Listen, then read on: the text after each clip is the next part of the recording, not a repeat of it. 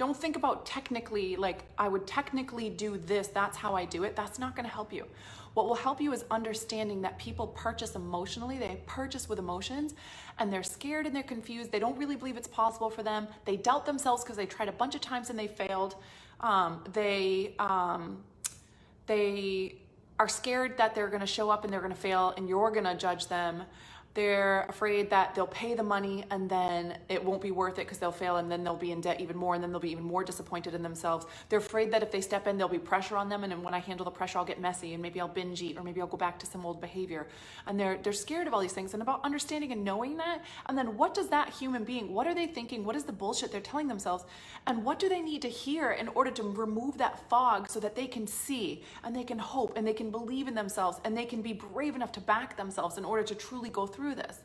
That, if you have that on your awareness, it's about serving the human being. It's about really like bringing your message so that people can heal. So whether they fucking join or they don't join doesn't matter to you, because you're changing lives. Because as you do that, naturally the money will just sort of pour in.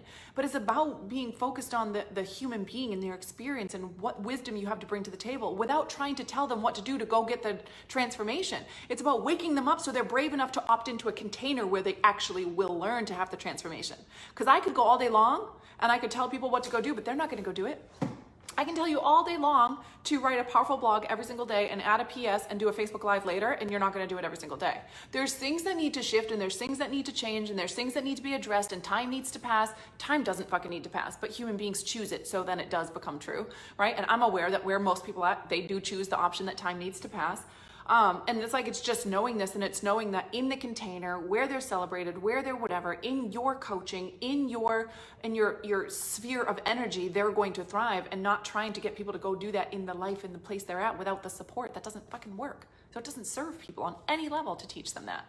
All you're trying to do is help them to remove the fog so they can make the most powerful decision possible for themselves. That is your intention. It's your intention in your marketing, it's your intention in your sales, it's your intention in your enrollment calls or any other touch point that you have where somebody is deciding whether to back themselves or not, and whether this is an alignment for themselves.